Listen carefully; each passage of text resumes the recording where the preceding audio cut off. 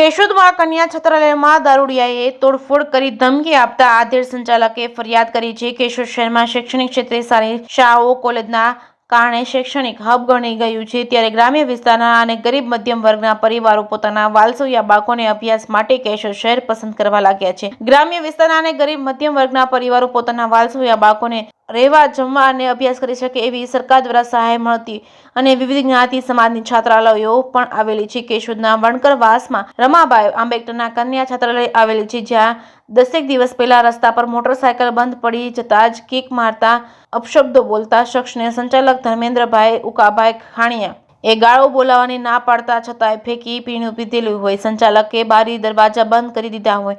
Bike ચાલક યુવાનના પિતાને ફરિયાદ કરતા સમજાવી આપવાની ખાતરી આપતા કન્યા છાત્રાલયના સંચાલકે કિસ્સો પૂરો થયાનું માન્યું હતું. એવામાં રાત્રે ફેંકી પીણું પીધેલી હાલતમાં 10 દિવસ પહેલાની ઘટનાનો રાગદ્વેષ રાખીને કેશોદના વણકરવાસમાં રમાબાઈ આંબેડકર કન્યા છાત્રાલય ખાતે આવી મોડી રાત્રે દરવાજો ખોલવા લોખંડના પાઇપ વડે માર મારતા સંચાલક મોટી ઉંમરના સિનિયર સિટીઝન ધર્મેન્દ્રભાઈ ઉકાભાઈ ખાણીયાએ મોડી રાત્રે દારૂડિયાને સમજાવવાનું ટાળી દરવાજો ન ખોલતા લોખંડના પાઇપ વડે બારીનો કાચ તોડી અપશબ્દો બોલ્યા હતા અને જાનથી મારી નાખવાની ધમકી આપી તે આતંક મચાવ્યો હતો. કેશોદના વણકરવાસમાં રમાબાઈ આંબેડકર કન્યા છાત્રાલયના સંચાલક મોટી ઉંમરના સિનિયર સિટીઝન હોય અને કેશોદ પોલીસ સ્ટેશનમાં પ્રવીણભાઈ પરમાર વિરુદ્ધ કાયદેસરની કાર્યવાહી હાથ ધરવામાં આવે તેવી લેખિતમાં ફરિયાદ કરી હતી. ધર્મેન્દ્રભાઈ ઉકાભાઈ ખાણીયા નિવૃત્ત થયા બાદ પોતાના અભ્યાસ અને અનુભવ દીકરીઓના ઘડતર કેળવણી પાછળ સદઉપયોગ કરવા ઈચ્છતા હોય ત્યારે લુખાઓ દ્વારા ત્રાસ આપી દહેશત ફેલાવવાના પ્રયાસ કરી રહ્યા છે. જૂનાગઢ જિલ્લા પોલીસ વડા